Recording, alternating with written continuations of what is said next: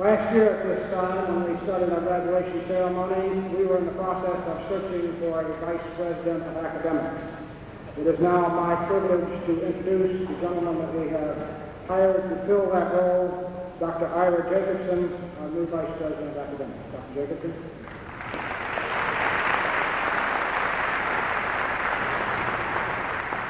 Thanks, Dr.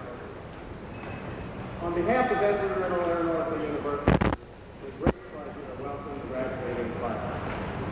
Your families, friends, our community friends, and our distinguished guests. It's probably the most important event on the academic calendar, graduation. I know that all of you in the graduating class have looked forward to this day and will remember with great pride that you are part of the tradition of this university. We look forward to your future successes and hope that you will all keep in close touch with us. I am pleased now to introduce the president of Embry-Riddle University, Stephen Cleveland. President.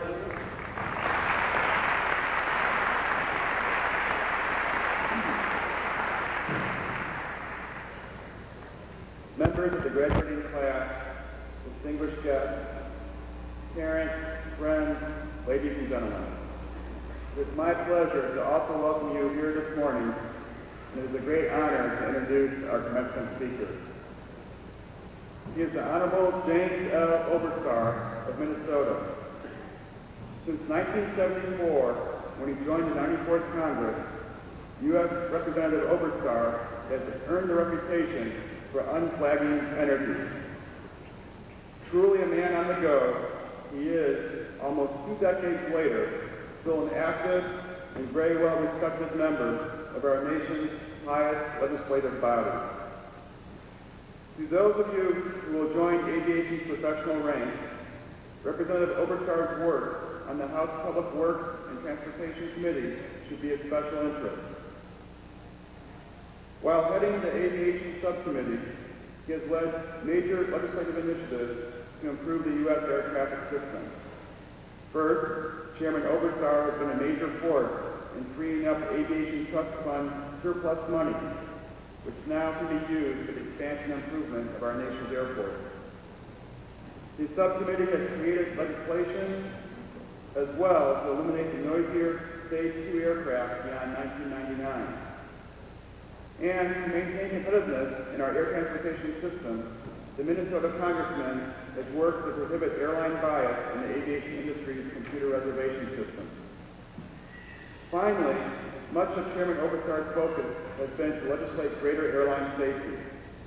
His special efforts have resulted in a number of industry improvements, increasing the inspection times of aging aircraft, banning the use of smoking materials aboard aircraft, and prohibiting toxic materials in the manufacture of airline seats while requiring their improved strength. Before holding office, Representative Oberstar worked for 11 years as a chief staff assistant to the man whose district he would one day represent.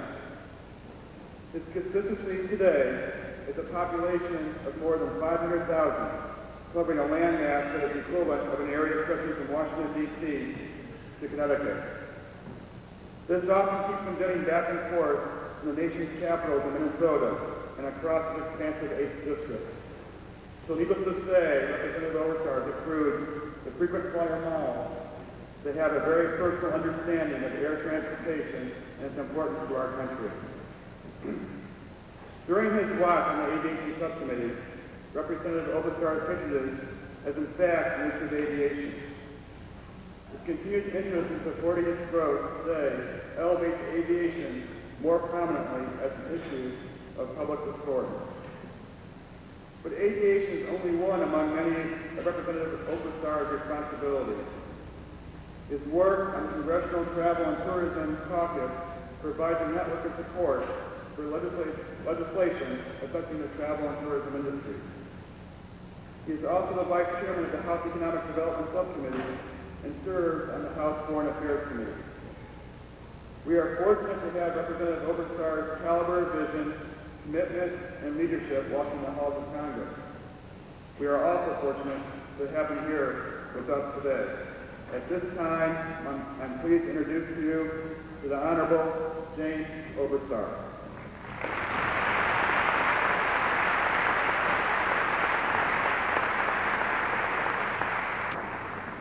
Thank you very much, President Levo, and thanks to all of you for your warm welcome there. Graduates, Abraham Lincoln, when he wrote "The world's a little note nor long remember," probably also had in mind commencement speakers. So I'll say the one thing that you may remember, and that is congratulations.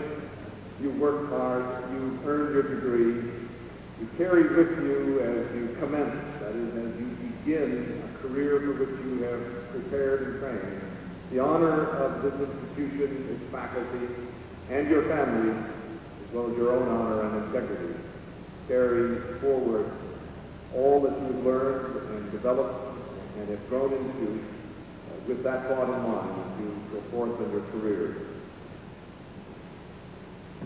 In 1890, Simon Newcomb, then a well-known American astronomer, wrote, "There is no known combination of forces or equipment by which man shall be able to fly."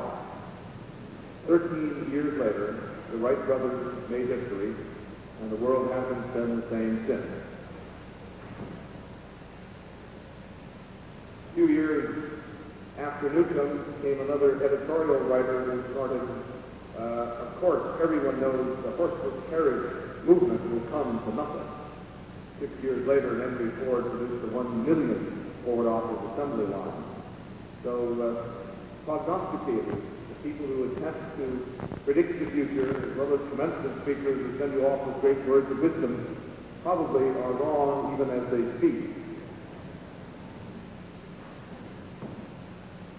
In 1961, following an historic vote in the House of Representatives, then Speaker Sam Rayburn turned to my predecessor, John Botnick, clapped his arm around his shoulder, and said, "John, a very nostalgic moment for me. 50 years ago, I voted for an appropriation of $50,000 to help 2 young kids develop a flying machine for the U.S. Army, the Wright brothers. Today, I have voted on an appropriation to launch a program that will send a man to the moon and bring him back safely to Earth, all in one legislative career, all in one lifetime." Sam Rayburn has the vision to support an initiative. The Wright brothers have the vision, which we celebrated yesterday at Kitty Hawk, North Carolina, on the 90th anniversary of sustained flight, the first in all history. How different the world might have been had the Wright brothers first invented the airplane before sailing ships were invented. How history might have changed. Sailing ships that stop at the water's edge to begin commerce, and the airplane that penetrates into the heartland of the nation state. How all of humankind might have been changed had aviation come first. But it came in its own due time, in its own due course, with an enormous economic impact. We've seen a great many milestones. In 1955, 38 years ago, civil aviation passed a milestone when more passengers left for overseas destinations from the United States by air than by surface vessels. By 1960, 1707 would carry more passengers between the United States and Europe than our flag passenger liner, the SS United States. The Jet Age catapulted aviation into the forefront of America's transportation network, to the point where today 94% of all paid intercity travel is by air. Compare that to Europe, where only 40 or 45% of all paid intercity travel is by air, the rest by surface, by train or car. But it wasn't always so. In the dawn years of aviation, mail was often the only companion of pilots. It was the U.S. Post Office that literally launched commercial aviation by awarding contracts which became well known and very lucrative for carriage of the U.S. mail. One of those early airmail pilots realized that daylight was a limiting factor. He thought that he could extend his contribution if he could fly at night, but people said it couldn't be done. Jack Knight, along his route from Kansas City to Chicago, organized farmers at certain points along his route to light bonfires at specified times when he anticipated being in their vicinity. And he was able successfully, by the use of bonfires as beacons, to fly from Kansas City to Chicago the first night flight in the mid-1920s. The Coast Guard quickly adapted to aviation and established a network of lighthouses on land to guide aviation. Those lighthouses have now been replaced by a network of 1,325 radio beacons that guide aircraft flawlessly through the night and through the daytime and through all kinds of weather. 759 precision ILS landing systems across the country, and over 550 air traffic control towers and 23 en route centers that guide millions of aircraft through the skies of the United States flawlessly, safely, and soon become global positioning satellites to help make aviation safer and more efficient. But weather in those days was also a limiting factor. And on one day when he couldn't fly, a contract pilot for Henry Ford, Jack Stalling, realized that this was having a very bad effect upon his business. He flew spare parts from Detroit to Chicago. So he and a companion jumped in a car and started driving to Chicago. And along the way, they would stop at a Ford dealership and get the dealer outside and have him look at the sky and point to the church yonder and say, that's about a mile. If you can see the church, you've got 1 mile visibility. If you can see the structure beyond that, you've got 2 miles visibility. When you can't see anything at all, it's boxed in. Now, we want you twice a day to go out and look at the sky and send us a telegram telling what the weather conditions are. Once in the morning and once in the afternoon. And then they jumped in the car and drove to the next town. And along the way, they established a network of weather reporting, which became the basis for what we know today as the U.S. Weather Service. Jack Stalling's innovative idea now has turned into $1 billion a year investment by the federal government. The Ford dealerships have been replaced by microburst detection systems, wind shear detection systems, ASR-9 radars, airport surface detection equipment, color Doppler radar, weather fax stations at small airports all across the United States where general aviation pilots can get information instantly by fax on the weather conditions they will face just ahead of them. Every pilot today practically is a meteorologist. Just a couple of examples of innovation that didn't stop with the Wright brothers, people who challenged what was to see what could be and made aviation safer, more efficient, and more effective. 1958 was the benchmark year for aviation. That was the year in which a commission appointed by President Eisenhower reported back that the nation's airports were crowded and that the country needed an investment of federal dollars. Cities and states alone could not support the nation's aviation system, and recommended a significant program to double airport capacity by 1975. A prediction, by the way, which proved modest in its reach. Usually, they overstate the case. In this case, aviation outstripped. By 1975, we needed more than to double aviation capacity. Every airport in the country was crowded. We were flying 48 million passengers in 1958. Today, that's as many as regional and commuter carriers fly across the United States. Despite our best efforts, and despite the leadership from the federal government and the partnership with states and cities, airports continue to be crowded. In 1988, 30 years after that historic report by the Curtis Commission, O'Hare Airport logged 100,000 hours of delay. And right behind it were Denver and Atlanta closing in on 100,000 hours of delay. 23 other airports logged between 20 and 50,000 hours of delay. In fact, in 1989, all air travelers experienced 117 million hours of delay and a $5 billion cost to the national economy. The Congress again decided that action needed to be taken in my subcommittee on aviation, with the participation of the administration at the time. Secretary Sam Skinner wrote new legislation to open up the aviation trust fund, to use the unused surplus, to invest in airports, to give airport authorities a new investment tool to improve the efficiency and effectiveness of airports. We're now launching on a $10 billion a year program of improvement and expansion of airport capacity. It is an article of faith today that aviation is the key to local, regional, and national economic growth. In fact, aviation is a $600 billion sector of our national economy. 10% of the total gross national product of the United States represented by aviation. For every 10,000 passengers, new passengers that enter the flow of traffic, we generate 8 to 9 new jobs at an average of $25,000 per job. That is an enormous, powerful, and driving economic force in this country. But there are storm clouds on the horizon. Not all is well with aviation.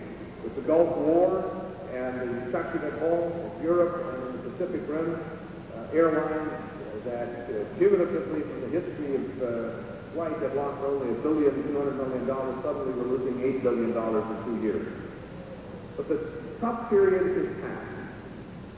The Gulf War is behind us. The doubling of fuel prices is over.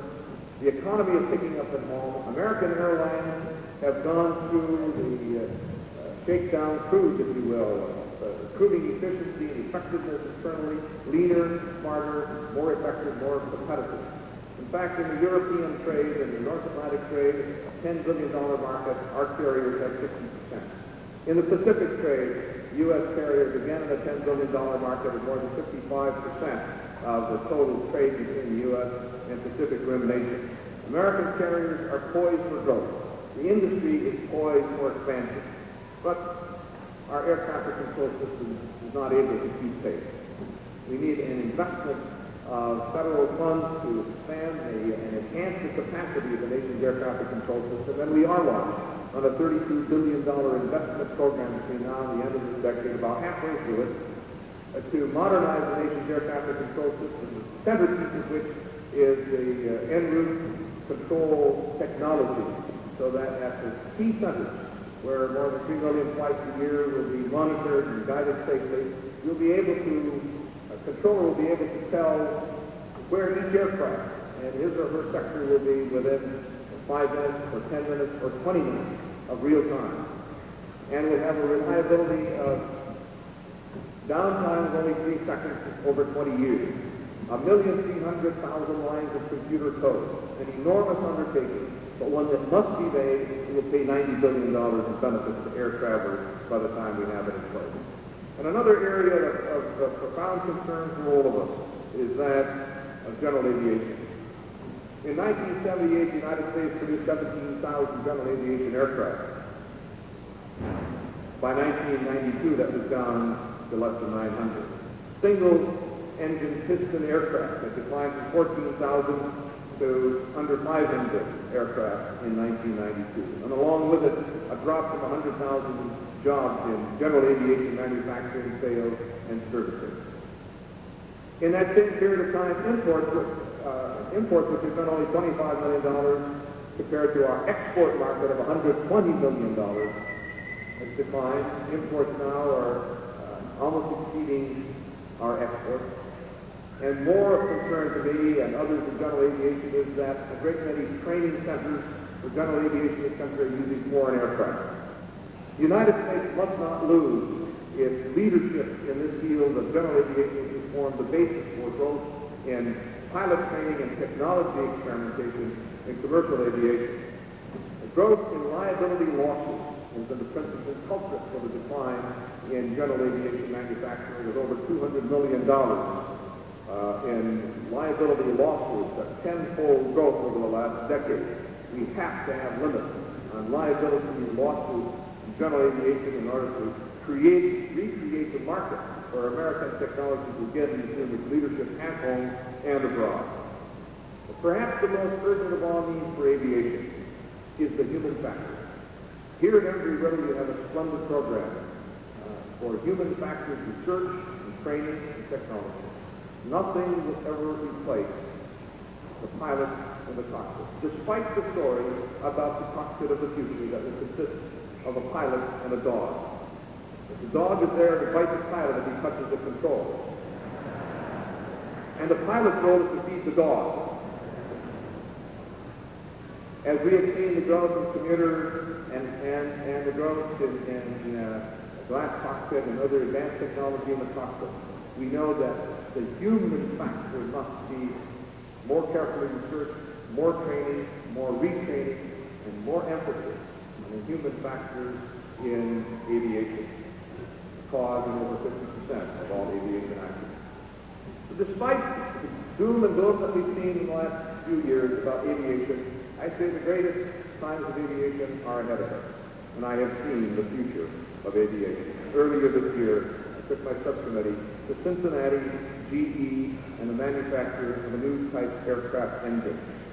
50 years ago, GE produced the first jet engine. It had 1,000 pounds of thrust. The GE90 will have all the combined thrust of all the engines on a B-52 bomber, 100,000 pounds of thrust. That engine, being tested in February, last week flew the aircraft that it was designed to fly, the Boeing 777, flawlessly, without difficulty, meeting all of its design and engineering specifications. And the aircraft of the future is the Boeing 777, an aircraft designed entirely by computer, which was flown last week without first having built a test article. So confident was Boeing and the 6,700 engineers that worked on this aircraft that it could fly without having a mock-up, that they built the aircraft from their computer graphics and flew it last week without missing. $30 billion of orders are already in place for the 777. The future of aviation is promising. It's here in America, and it's in your hands. Some years ago, when I chaired the Economic Development Subcommittee and held hearings in the Appalachian region of the United States, almost at the time a synonym for economic despair, a little town of Eastville, Tennessee, Mayor Charlie Turner, head of their Economic Development Committee, took me to the business district. And behind the counter, in a small store among the councilmen, was a little sign. It said, God never put nobody in a place too small to grow. Aviation is a place for all of us to grow. Congratulations.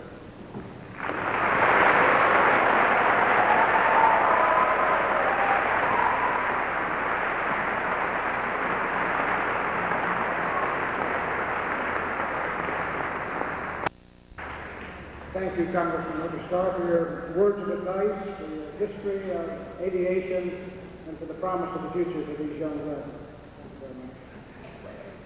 I would like now to ask Dr. Edward Stinson, the chairman of Embry-Riddle's Board of Trustees, and President Slewa to join me at the podium for conferring the honorary degree.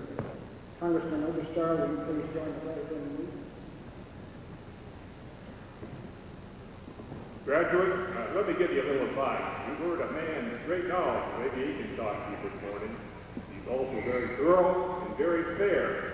So many of you, as your career is advanced, may be appearing before his committee or preparing testimony, and he works awful hard and keeps you awful late sometimes.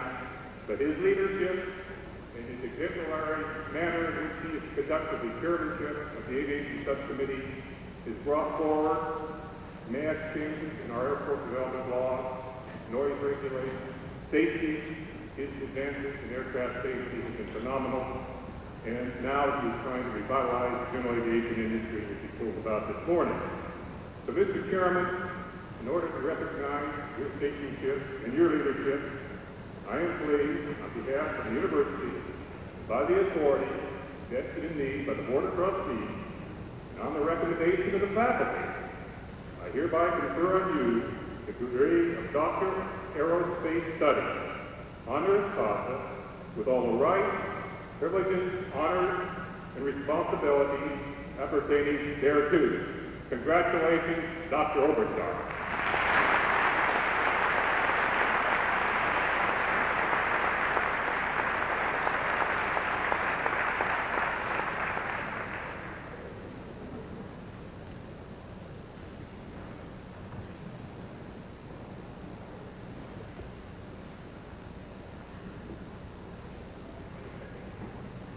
At this time, we would like to take the opportunity to recognize the accomplishments of another unique individual.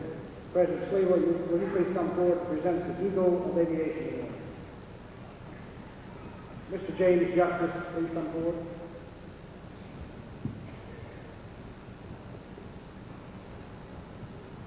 The Eagle of Aviation Award was established to honor individuals who have made a significant and notable contribution to aviation in such areas as the art of flight, the development of aircraft or the aviation industry, aviation aerospace research, or space flight. Today, we present this award to James Alvin Justice, owner and Chief Executive Officer of Critical Care Med Flight. James Justice, will you join me at the podium, please? James Justice became a certified paramedic in 1973 and received his commercial helicopter pilot rating in 1980. While piloting a helicopter with passengers on board, he had an engine failure en route to Columbus, Georgia from Savannah. Able to successfully crash land the aircraft, James' skill and grace under pressure prevented any injuries to his passengers.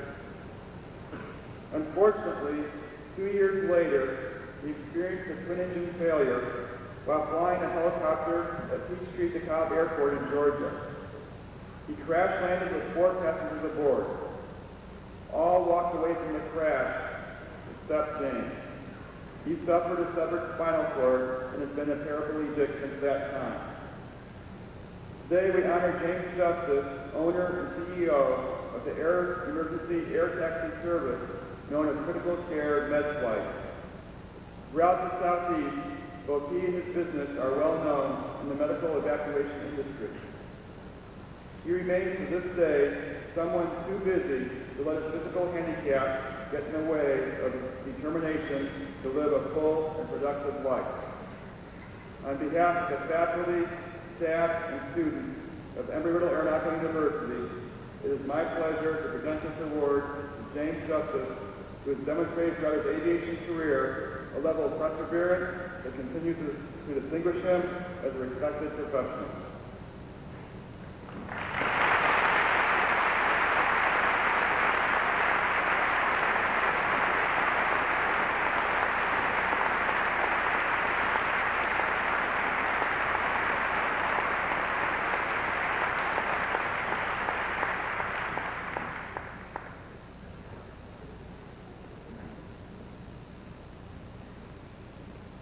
At this time, it is my pleasure to recognize several distinguished groups of students that we have.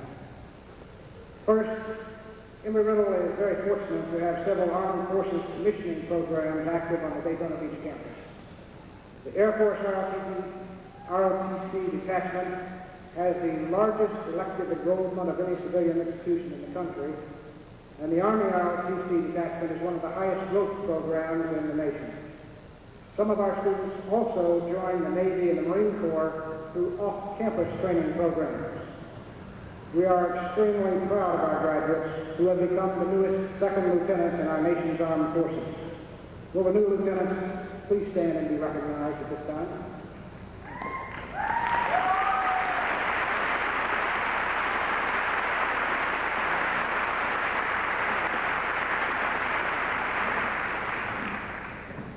Continuing our recognition of special achievements, we wish to present the graduates who are completing their degrees with honors.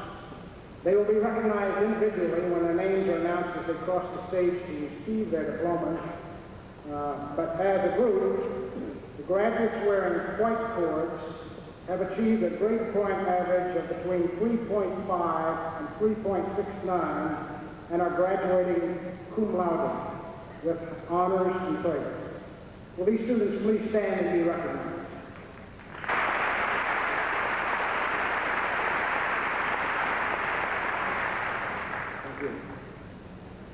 Graduates wearing red cords have achieved grade point averages of between 3.70 and 3.89 and are graduating magna cum laude with great honors. Will these students please stand and be recognized?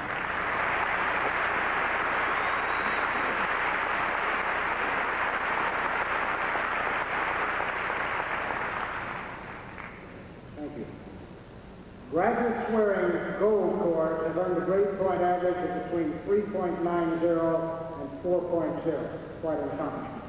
And they are graduating summa cum laude with highest honors and praise. Will these students please stand and be recognized?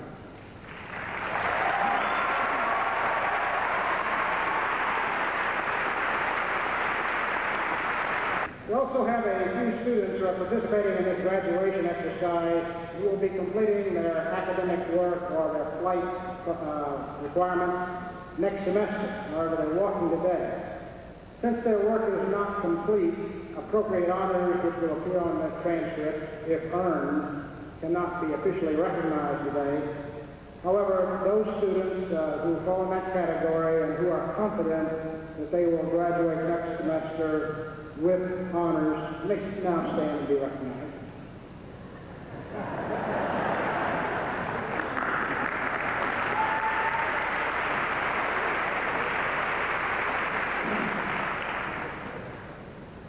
Ladies and gentlemen, at this time it is my pleasure to introduce to you Dr. Jeffrey Ledowitz, Executive Vice President and Vice President of Student Life, who will make a special presentation. Dr. Ledowitz. Each commencement, an outstanding graduating senior is selected to receive the President's Award. Candidates for this award of distinction are selected on the basis of academic excellence, campus activities, and contributions to the university and to the local community.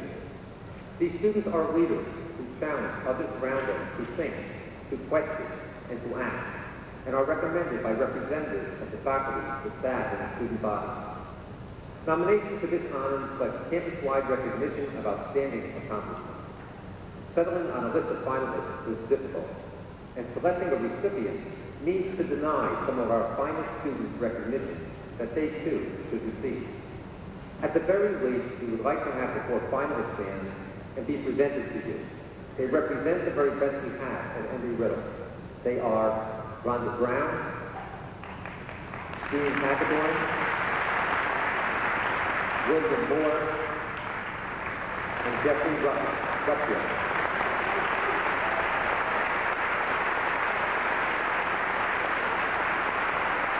At this time, President Stilwell will join me at the podium to announce this year's recipient of the President's Award. I am very pleased today to announce the senior who is receiving the President's Award. Miles Morgan, will you please come forward?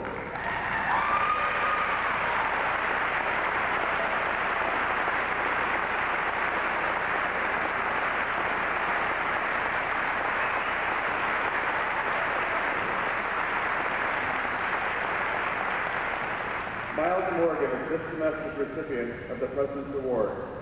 Miles is being graduated today with a 3.9 grade point average in aeronautical science. Miles is not only a scholar, but a student athlete at Embry-Riddle. He's been an outstanding member of the varsity tennis team for 3 years. Twice he was selected for the Florida Sun Conference All-Academic Team. He was also selected as an NAIA Academic All-American and awarded the Embry-Riddle Scholar Athlete Trophy. In addition to his academic and athletic excellence, Miles has volunteered at the Humane Society, served as a camp director during the summer of his freshman and sophomore years, and worked in line service as an FBO. During his years at Embry-Riddle, he received the Aeronautical Science Semi-Flight Scholarship and was able to earn the Cessna Citation CE 500 type rating. During this summer of his junior year, Miles was an intern at the headquarters of United Airlines, where he was able to observe and sometimes to participate in the running of an airline. In the future, Miles would like to work his way up from airline pilot to an executive position.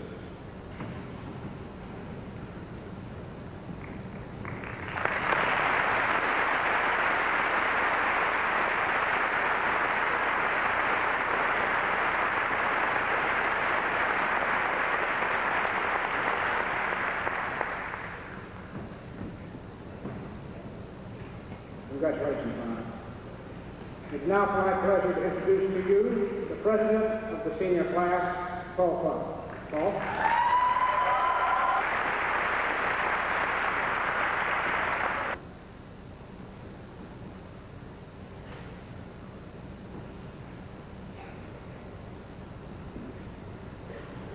President Sliwa, Congressman Oberstar, Mr. Justice, Mr. Simpson, Mr. Lamont, Vice President, Dean, members of the Board of Trustees, Board of Visitors, distinguished guests, parents, families, friends, faculty, and staff, my fellow graduates.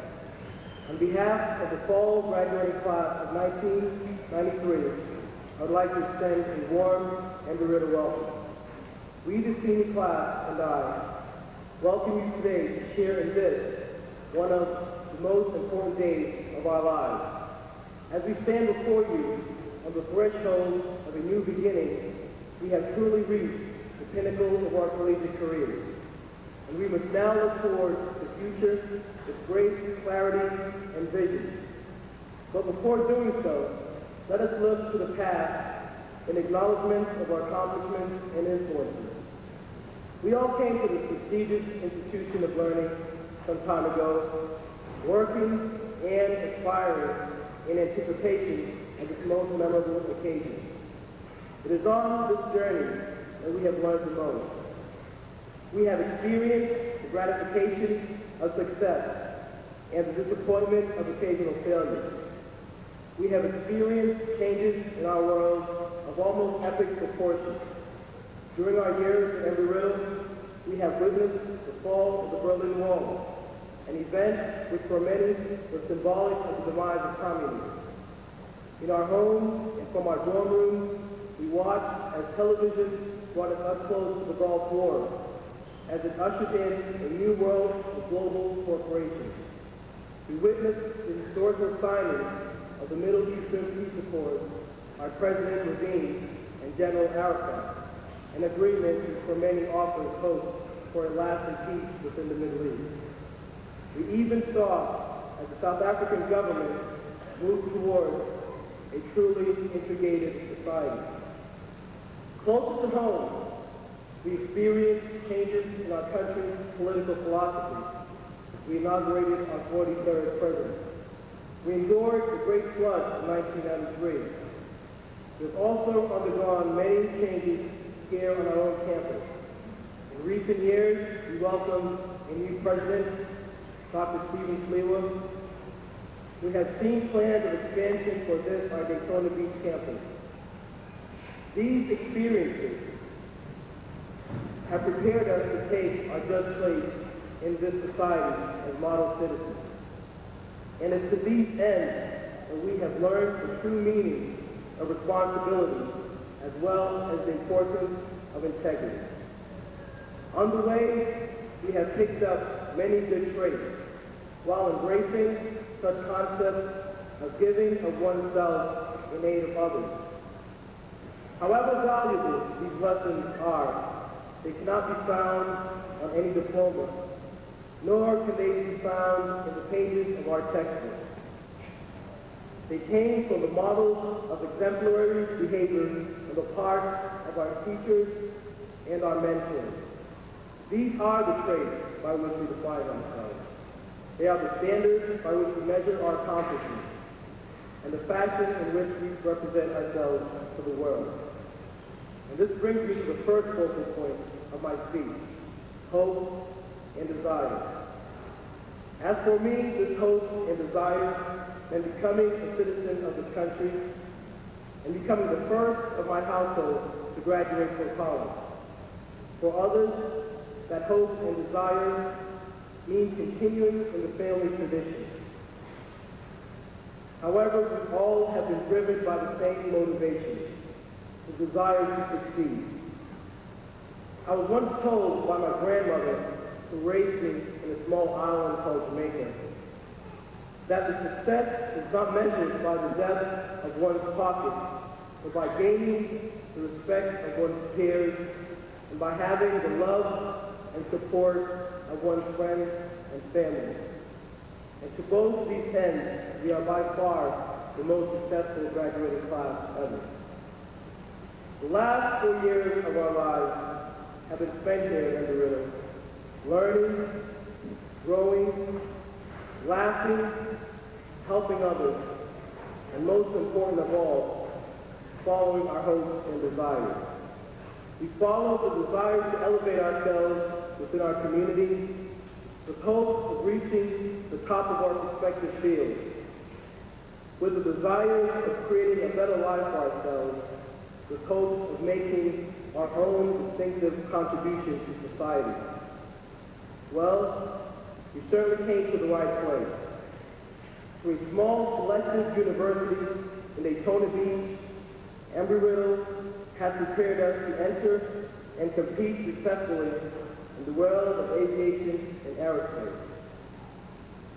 As a graduate and a global leader in aviation, we have learned the best that academia has to offer. So we move forward to fulfill our dreams and goals, to continue this learning process successfully, no longer as a group, but as individuals. Whether we move toward graduate school, or towards the military as commissioned officers, or towards civilian life, we have all received the necessary tools to be leaders, not followers, doers, and not do-nothers. This strong foundation that we have built for ourselves is not without consequences and could not have been possible without the help of the people among us today. The faculty, staff, and administration of Embry-Riddle Aeronautical University, our appreciation.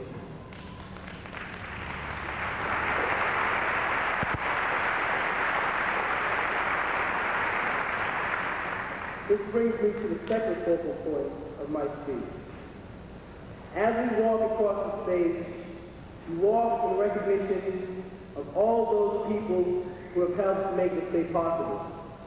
We stand here in awe of your contributions, and we pledge to meet all of life's challenges with the same enthusiasm that has propelled us to this day.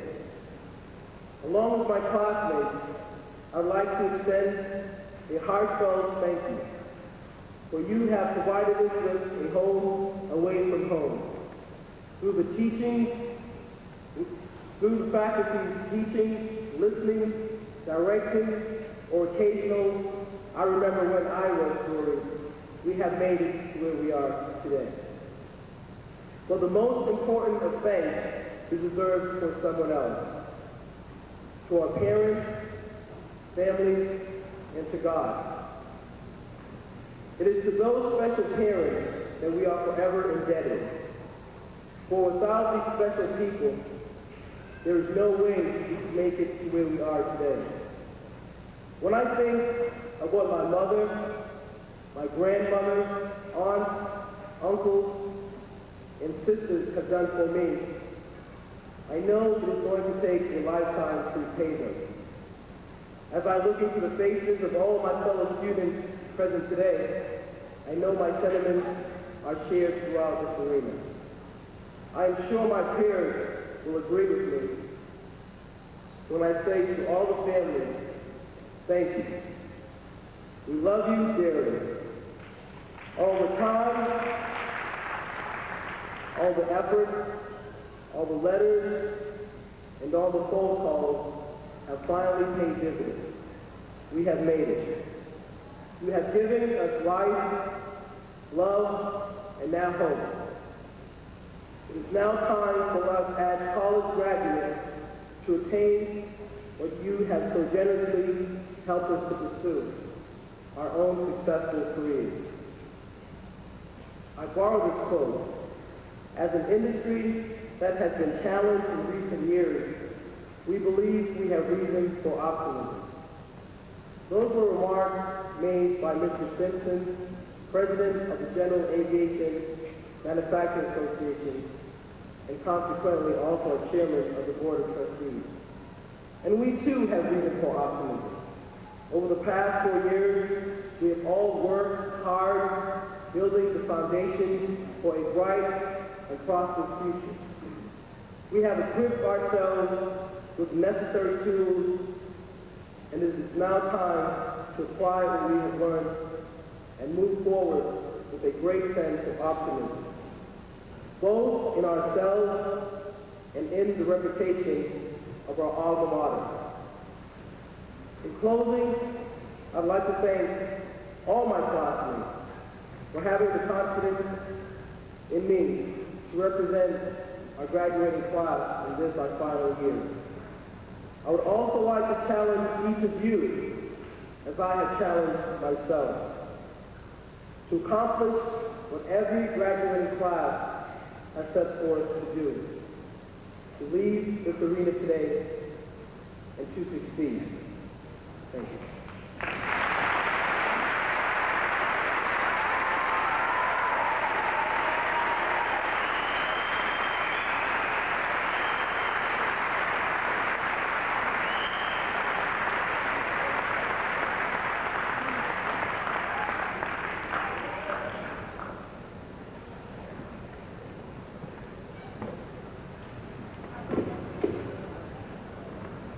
Pleased now to introduce Dr. Leon Francis, Dean of Academics for the College of Continuing Education. Dr. Francis.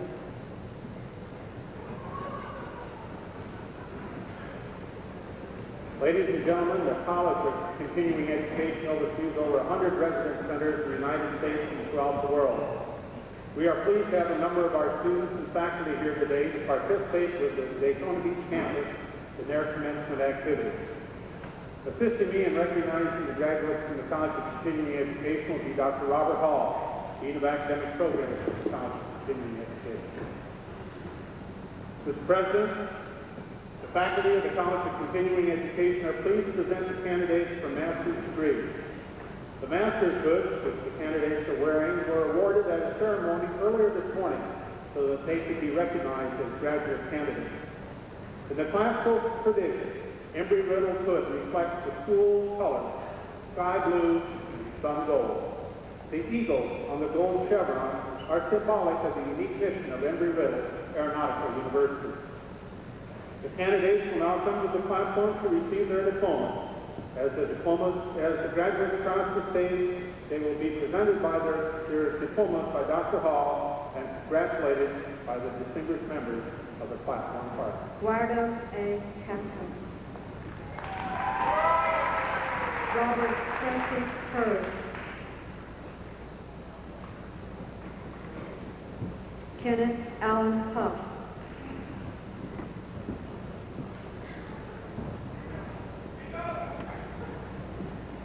Davy Nelson Ingram.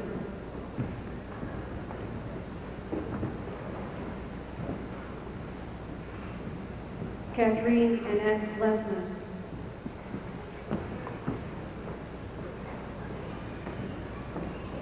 Matthew John McGinnis.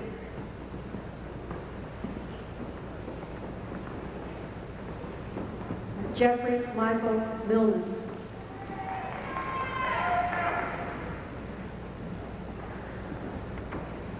Jorge Alberto Perez.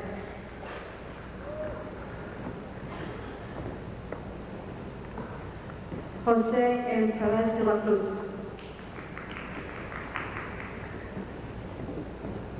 Cheryl K. Winters, Who's Who, 1993.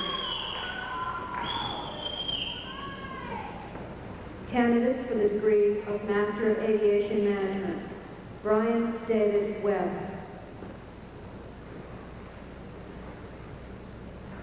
Candidates for the degree of Master in Business Administration and Aviation, Jinty Ann Dara.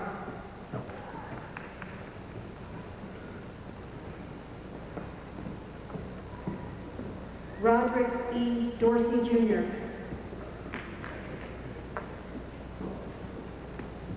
Michael Thomas Moorhead.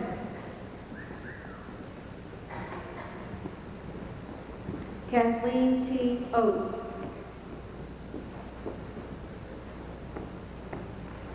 Brenda J. Ross.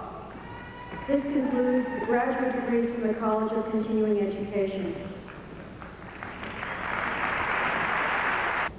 Candidates for the degree of Master of Aeronautical Science, Nelson Brandt.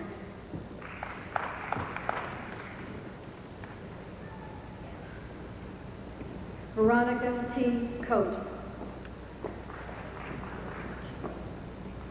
Edith Marie Antoinette Delevska.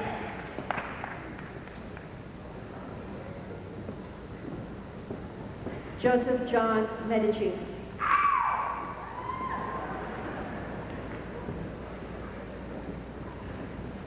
Asa Marcus Rantanen. Thanks.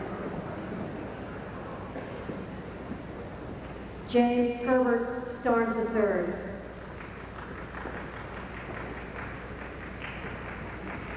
Lawrence Andrew Tomaskovic.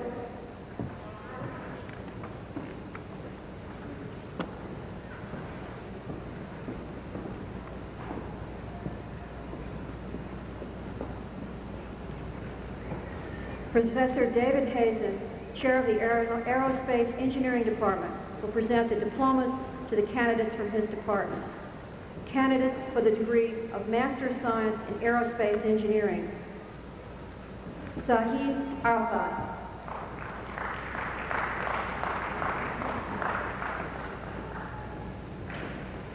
Snorri Gudmundsson.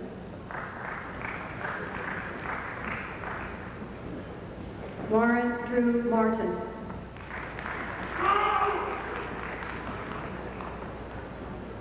Andreas Rambalakos. Michael R. Stevens.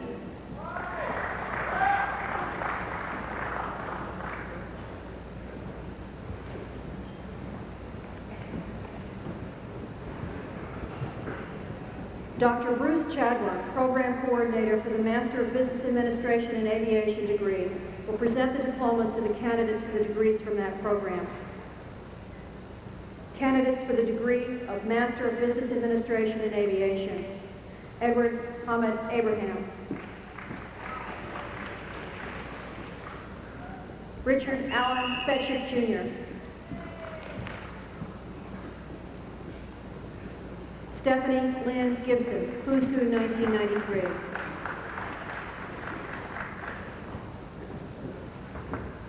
Andre John Mock.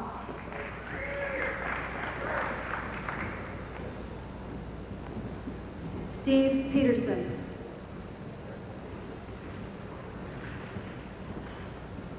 Carlos Alberto Vargas. This concludes the graduate degrees from the Daytona Beach campus.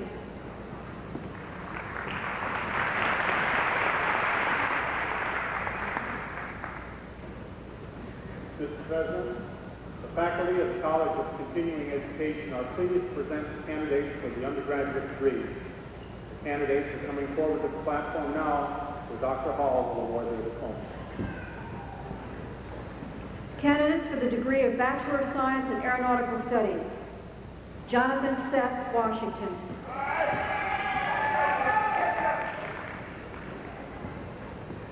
Candidates for the degree of Bachelor of Professional Aeronautics: Donald Wilson Beckwith, Jr.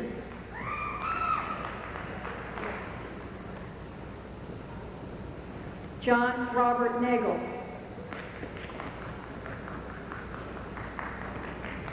Candidates for the degree of Bachelor of Science in Professional Aeronautics: Brian Gregory Atara.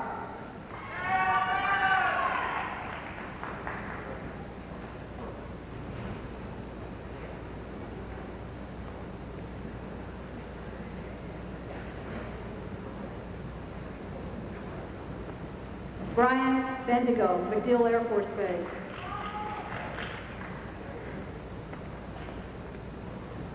Errol Paul Bowden, Fort Rucker, Alabama.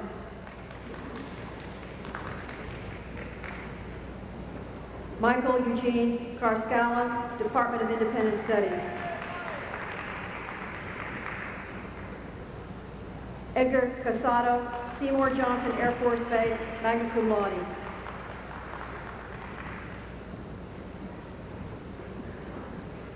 Cindy Susan Chilton, Fort Rucker, Alabama.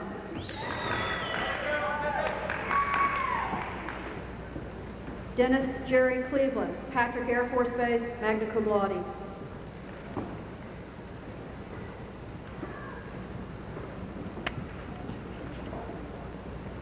Todd L. Coleman, Tyndall Air Force Base, cum laude. Joel Christy Cornelius, Cecil Field, Florida.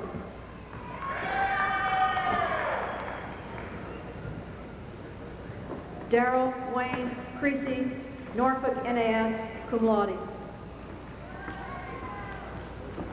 Eddie DeLeon, contract to degree.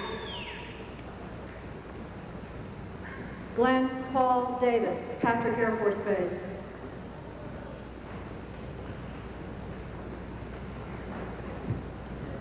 Andre Jersey Durinsky, Cecil Field, Florida. Eric Frank Erickson Jr., Fort Rucker, Alabama. Geraldine Iris Farrow, contract for degree. Armando H. Godinez, MacDill Air Force Base. David Hamilton, Patrick Air Force Base. Charles Richard Haskett, Memphis NAS. Gabriel L. Hill, Patrick Air Force Base. William S. Holcomb, Fort Lauderdale, Florida. Willie Curtis Jackson, McGuire Air Force Base. Patrick Edward Killian, Lauderdale, Florida. Bernard John Langrick, Tyndall Air Force Base, cum laude. Charles W. Leaster, Patrick Air Force Base. Glenn Martin Liebig, Patrick Air Force Base. Elisa Catherine Martin, MacDill Air Force Base.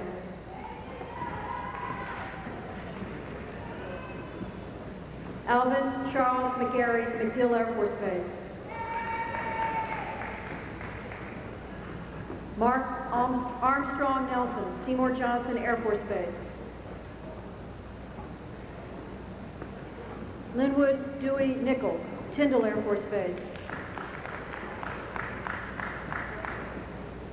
Terrence Michael O'Shea, Patrick Air Force Base.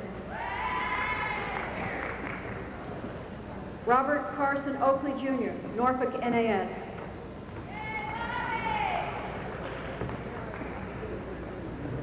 Edgardo P. Obrero, Cecil Field, Florida.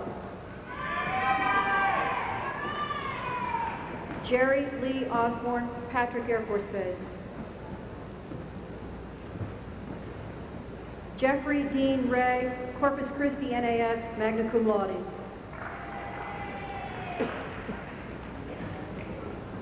Robert Algerine Santiago, Cecil Field, Florida. Jeffrey Lee Schneider, Langley Field Air Force Base, cum laude. Alan Lane Stevens, Fort Campbell, Kentucky. Philip Lynn Swihart, Patrick Air Force Base.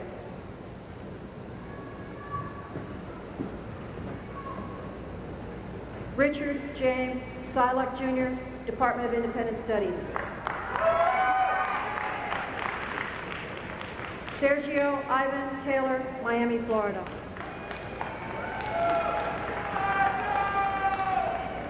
Stephen Robert Temple, Cecil Field, Florida. Ronald Joseph Toussaint, Andrews Air Force Base. Gregory Charles Walsh, Department of Independent Studies. Mark Douglas Ward, Department of Independent Studies. Laurie Lee Zugay, Department of Independent Studies. Candidates for the degree of Bachelor of Science in Aviation Business Management. Peter Jason Citrano, Fort Lauderdale, Florida. This concludes the candidates for undergraduate degrees from the College of Continuing Education.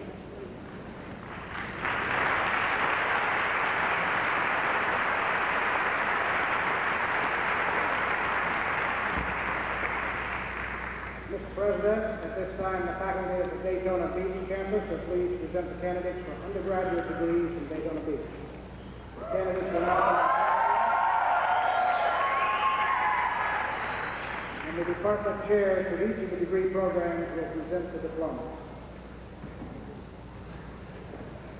Dr. Tom Connolly, Chair of the Aeronautical Science Department, will present the diplomas to the candidates from his department. Candidates for the degree of Associate in Science in Professional Aeronautics. Benedict Sibanzi.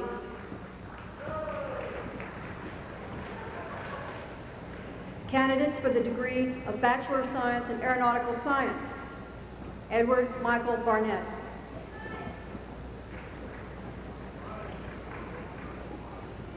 Michael William Richard Bausch.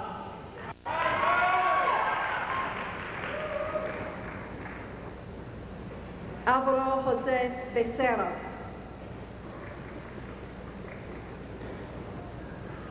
Craig Andrew Bentley.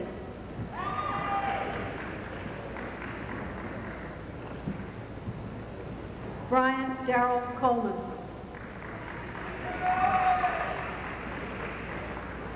David Henry Bill.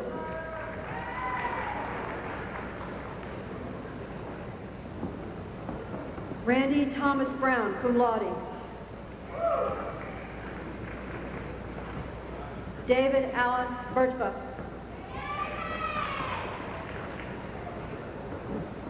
Mark William Buckley.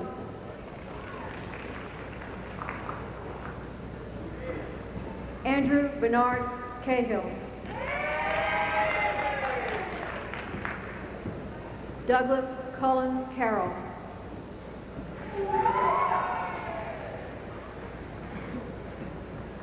Michael Paul Corsi.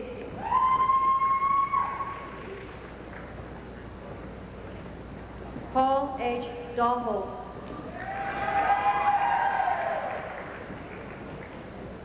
Kevin Christopher Derrickson. Patrick John Desmond.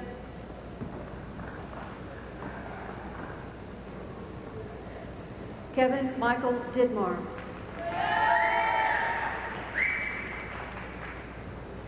Evening Dupree, Senior Class Counsel, Who's Who, 1992. Wilma Focht.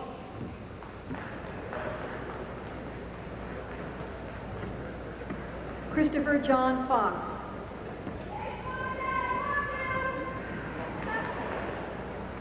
John Eric Gable.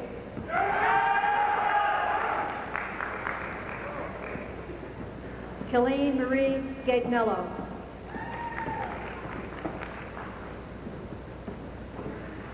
Ricardo Adolf Block.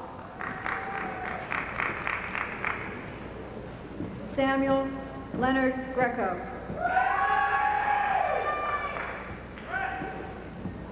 Richard John Greenwood II.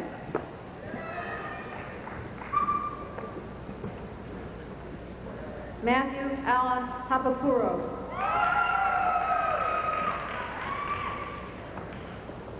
Harchit Singh Hansra.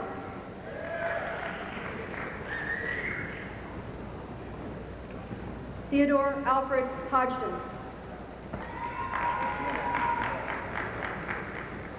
Eric Gunnar Jensen.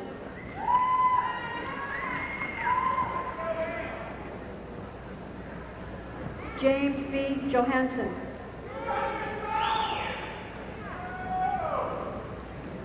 Hans Joachim Knitter, Jr.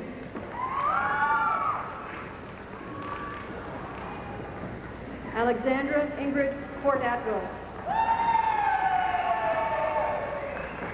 Terry Lynn Laney.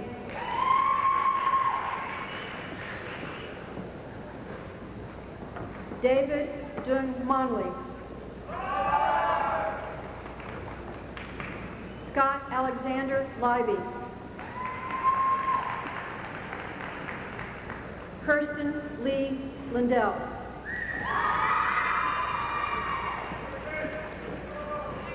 Kevin J. Lupinacci. Robert Scott McFarlane. Larry George Makepeace. Kenneth Scott Mann. Christopher Sean Martin. Joseph Floyd McCoy. James Andrew McGuire, Senior Class Counsel, Wusu 1993, magna cum laude. Barry Thomas McHugh. Robert Sean McKenzie, magna cum laude. Ian Thomas McVeigh.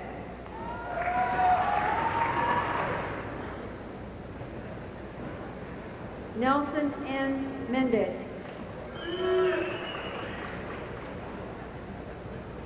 Daniel Edward Miles.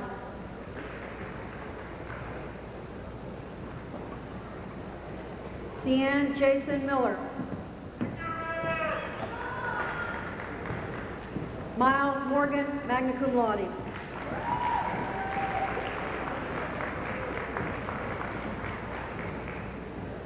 John Joseph Nadeau, Senior Class Counsel.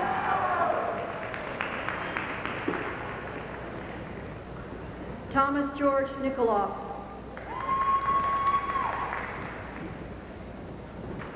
Michael Albert Nystrom.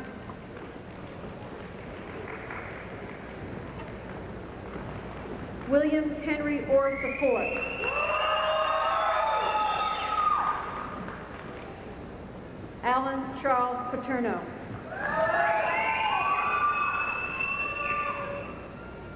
Greg M. Phillips. Eric Moores Pyle. Jeffrey Allen Rodemaker. Christopher Paul Rodecki. William Angel Rodriguez.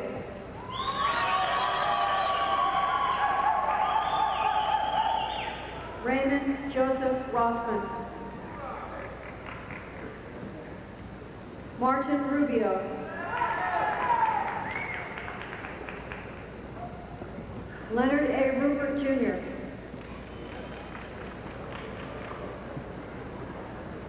John Anthony Sansone, Jr. Harry Edward Chin.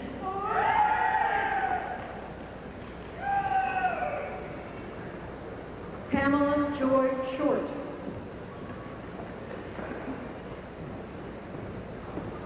David Donahue Schultes.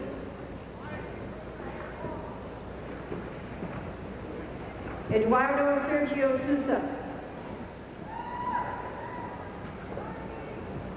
Scott Joseph Stevenson.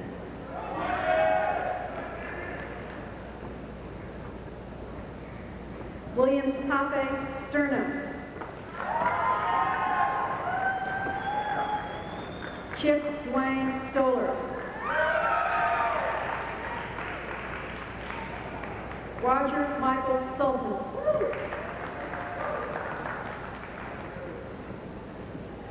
William C. Sawyer. Tyron Floyd Tanner.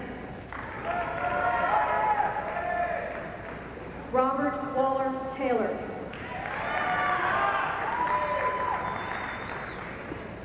Christopher Douglas Terrio. William N. Thomas, Wusu 1992. Tiffany Pilar Thompson.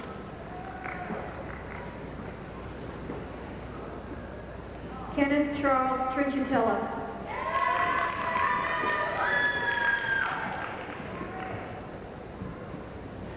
Stephen Troy Utes.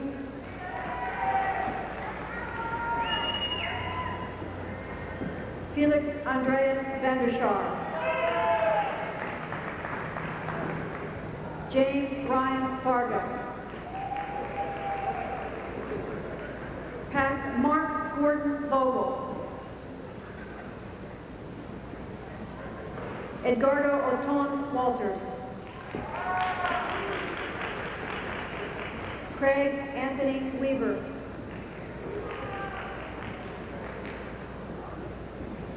Jeremy Ryan Willett, Senior Class Counsel. Philip A. Williams. Edward Scott Wood. Candidates for the degree of Bachelor of Science in Aeronautical Studies. Christopher Michael Rivio.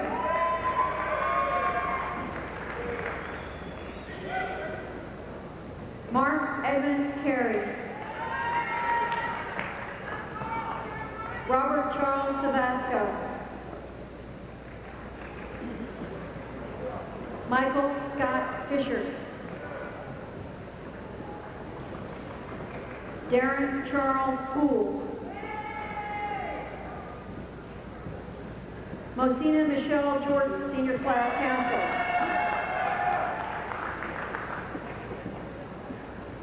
Oscar Rodrigo Lamarche.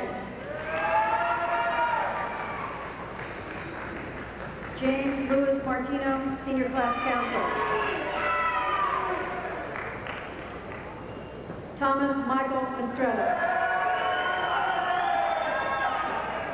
John Frederick Foxall.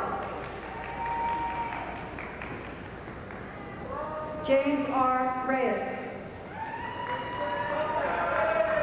Mark Thomas Schaefer. Michael Grant Tomlin. Sean Patrick Washington. Jennifer Lee Wilson.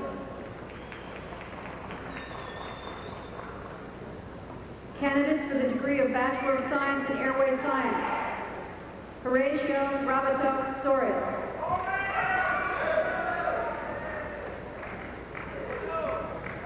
Stephen Todd Weaver. Candidates for the degree of Bachelor of Science in Professional Aeronautics. Mohammed Qassem Abed Al-Fatah Kala.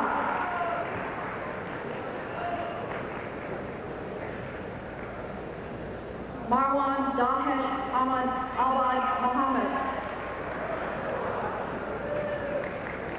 Gregory Philip Johnson.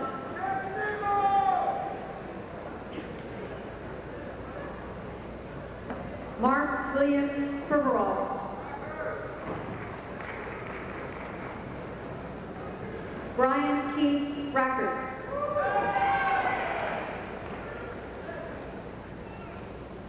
Sonia Diane Rose.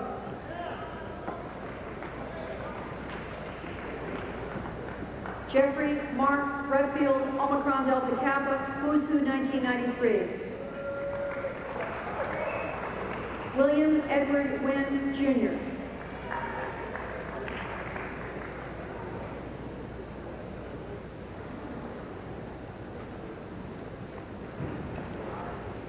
Professor David Hazen will present the diplomas to the candidates from his department.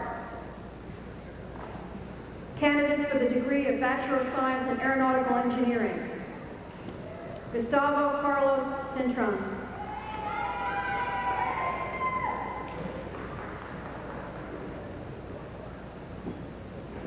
Rajiv Gunasena.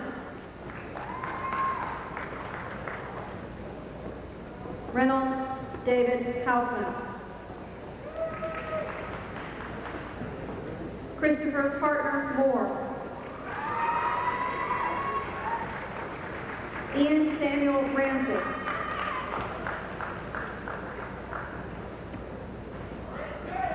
Candidates for the degree of Bachelor of Science in Aerospace Engineering: Scott Robert Ariotti.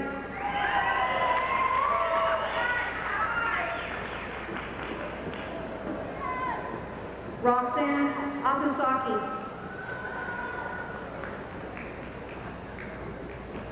Todd Michael Berkeley. David Anthony Bolton.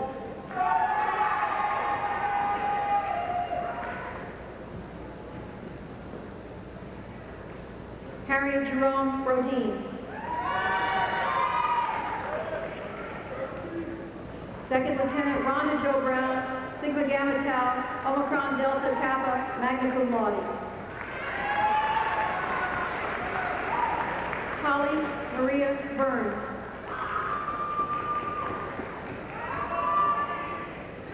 Jorge Enrique Cadena. Derek Sean Carr. Jose Francisco Castillo. Albert Cepeda. Stacy Janelle Collins.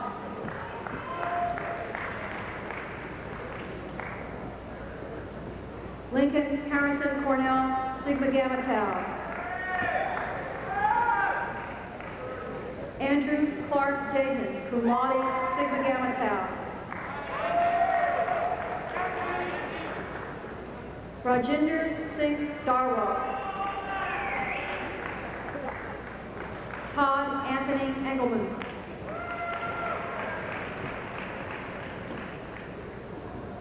Dalila A. Fahimi.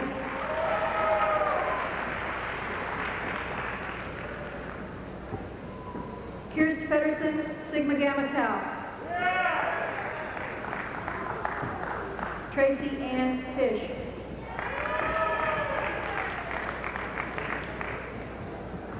Michael Luane Gardner. Second Lieutenant Dean Byron Hagedorn, Sigma Gamma Tau, magna cum laude. Jung Hook.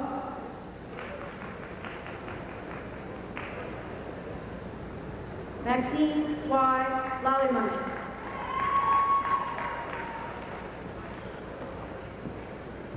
Bernard Griffin DeBoer Leon. Shuttle Lovebrot.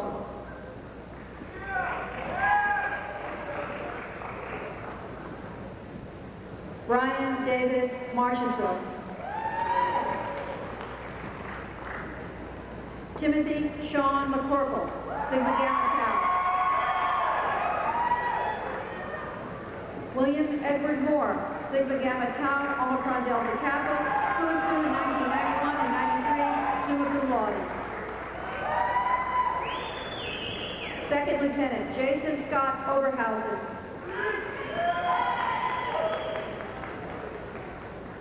Ronald Walters Roberts Jr., Society for Collegiate Journalists.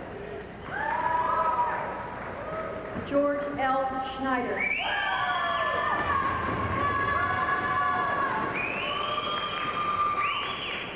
Eric Donald Schiffer. Second Lieutenant Richard Craig Stevens. Hao Chang Chu.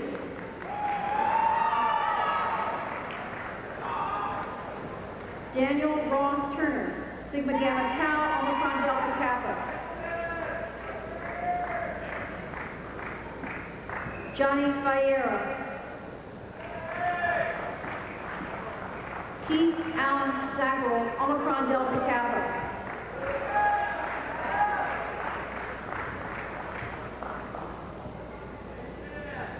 Dr. Robert Oxley, Chair of the Humanities Social Sciences Department, will present the diplomas to the candidates from his department. Candidates for the degree of Bachelor of Science in Aerospace Studies: Michael David Bragg.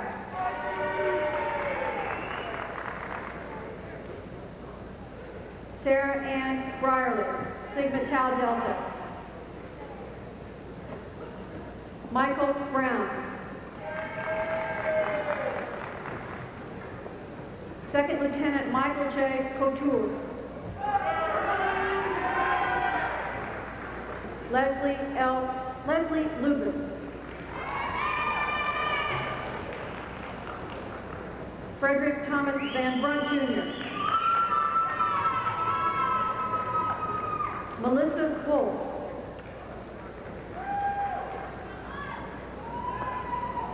Kevin DeMond Wright.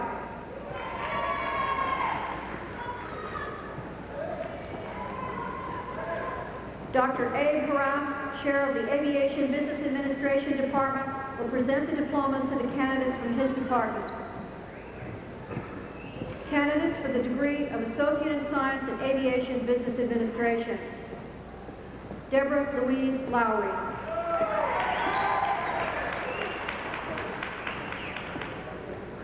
Richard J. Taraka, Jr.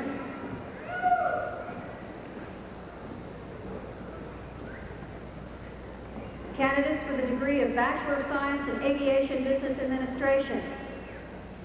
Abdul Razak S. Almuntheri. Jennifer Louise Bailey, Sigma Tau Delta Senior Class Council. Maher Khaled Barahim, cum laude. Jose F. Borges, Senior Class Council.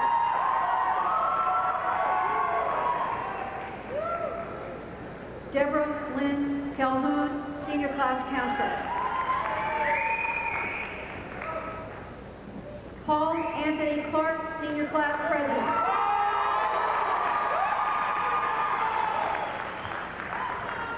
Andrew Scott Cohen. Barbara Louise Ferguson. Second Lieutenant John Mark Farrell.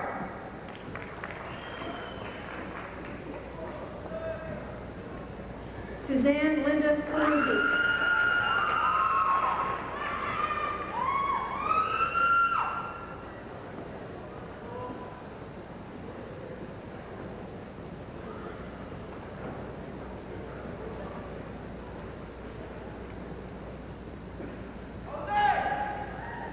Gregory Robert Frederick.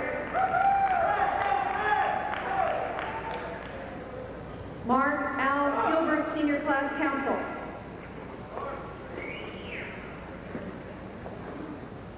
Gary William Galuza.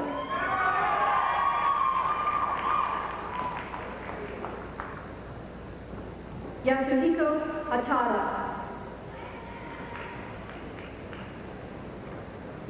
Andy Ilanos.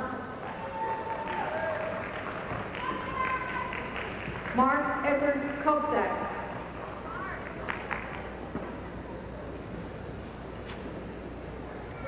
Moses B. Lesoa.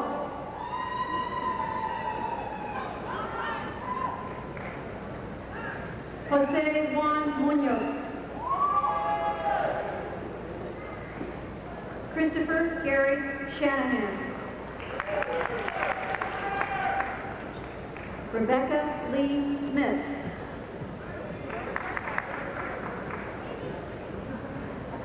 Heidi Lynn Sunman, Senior Vice President, Phi Beta Lambda. Jonathan M. Sylvester. Song K. Torrey.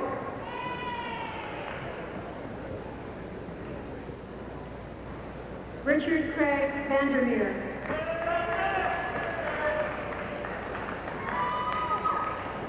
Arwanto Widodo.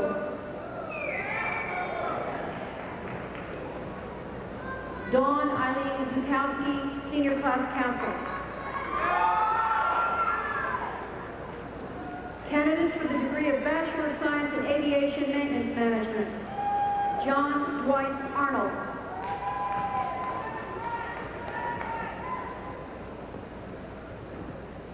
Joseph Ray Albrecht.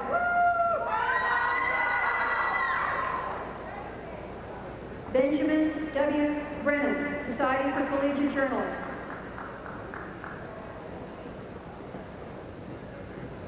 Daniel Anthony Corletto. Michael John Giovanni.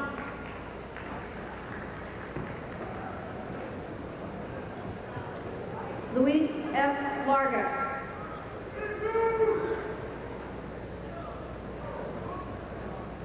Jesse Joseph Middlecoff. Timothy Wayne Mose.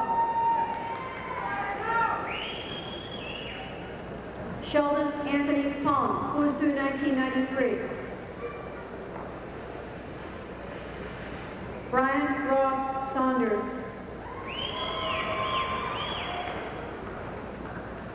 Daniel Gordon Stubner.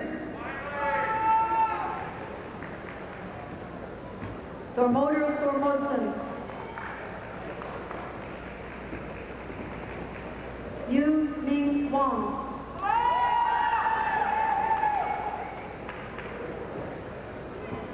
Lane Christopher Yingling.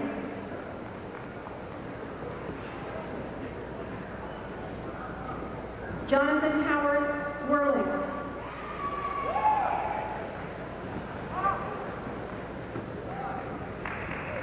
Candidates for the degree of Bachelor of Science in Management Technical Operations.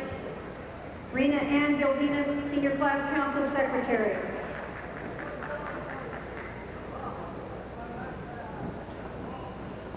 Christopher John Jansen, Senior Class Counsel.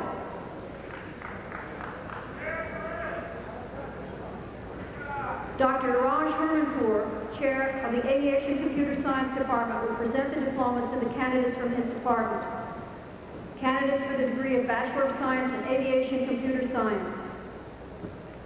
Stephen Allen Duquette.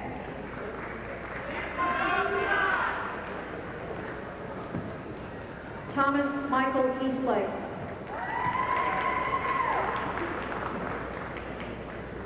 Thorsten Kemp.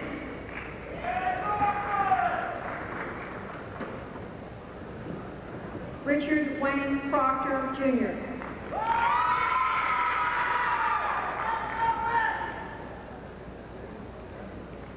Professor Richard Ohm, Chair of the Aviation Maintenance Technology Department, will present the diplomas to candidates from his department. Candidates for the degree of Associate in Science in Aircraft Maintenance. John Keith Langford.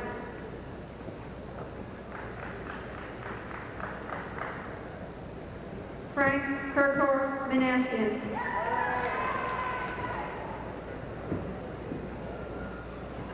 Candidates for the degree of Associate in Aviation Maintenance Technology. Michael Allen Champion. Tracy Lloyd Clark. Richard Thomas Clark.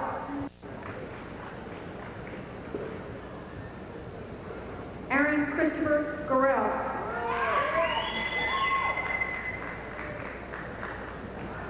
Francis Joseph Kennard, Jr.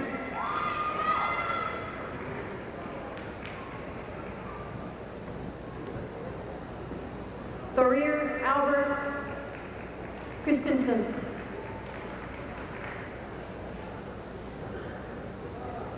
Matthew Raymond Sandifer.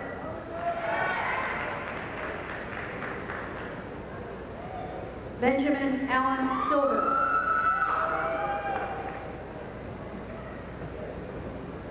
Brian Keith Soulsby. James Charles Tate. Jeremy Joseph Werner.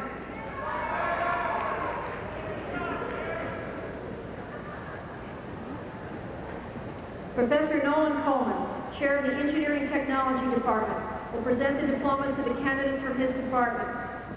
Candidates for the degree of Associate in Science in Avionics Technology. Rick Albert Baldwin. Christopher Lee Davenport.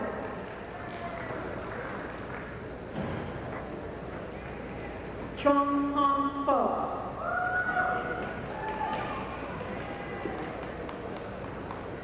Candidates for the degree of Bachelor of Science in Aircraft Engineering Technology. Salah Al-Siniman. William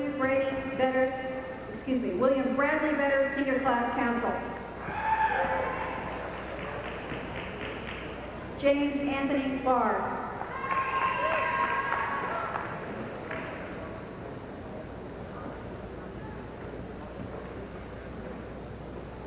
Imtiaz Mukhtar Ahmed, who's who 1993. Roy Berlin Knowles.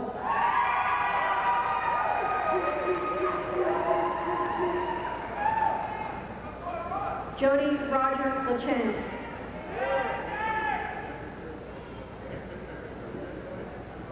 Herbert Thomas McKinney, Senior Class Counsel.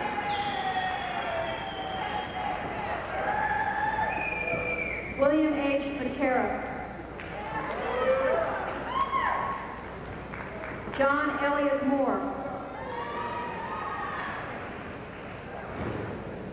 Carlos R. Roman.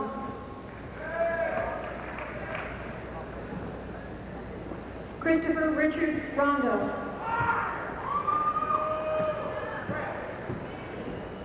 Rafat Rashid Soliman Taher.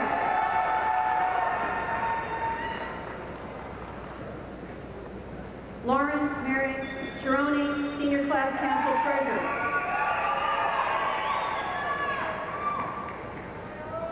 Eduardo A. Legg. Candidates for the degree of Bachelor of Science in Aviation Technology.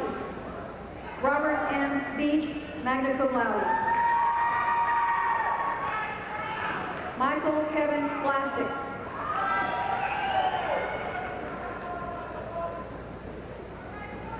Sasha Pietro Vecchio. Ryan B. Hall, Avionics Engineering Technology Honor Society, cum laude. Matthew Charles McNamara. Christopher Robert Murray, cum laude. Stephen Anthony Trigg. John B. Valukas. James L. Wyrick, Jr.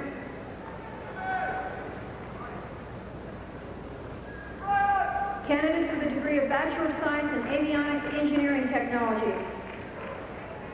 Barbara L. Takansky.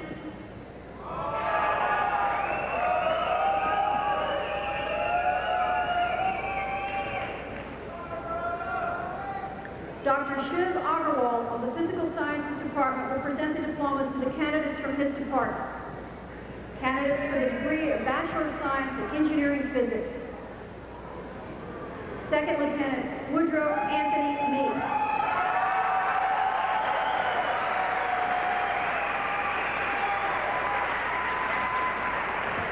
This concludes all of the candidates for degrees.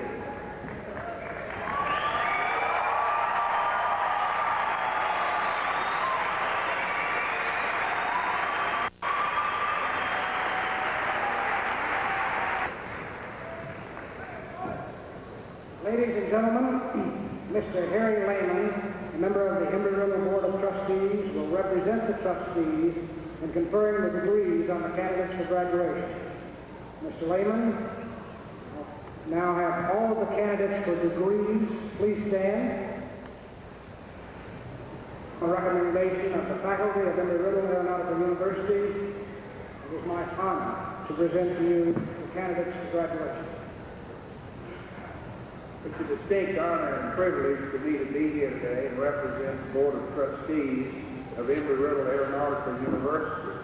By the authority vested in me by the Board of Trustees, I hereby confer upon you, as appropriate, the associate degree, the associate in science degree, the bachelor's degree, the Bachelor of Science degree, the master's degree, the Master of Science degree, with all the rights, privileges, honors, and responsibilities appertaining thereto. Congratulations, graduates. You may now move your tassels from right to left, and happy holidays to you all.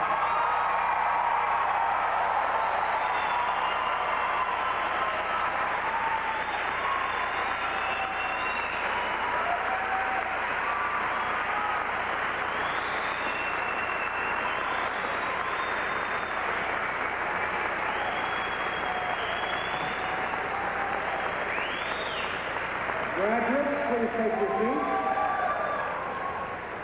Thank you. The individuals who played a major role in preparing our graduates for their future and for their careers wherever they end up are the faculty and staff. So faculty and staff, please stand and be recognized.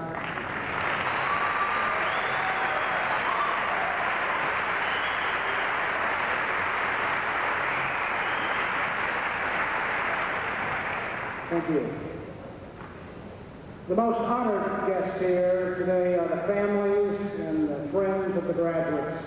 Their love and their support have made this day possible. Will they please stand so that we can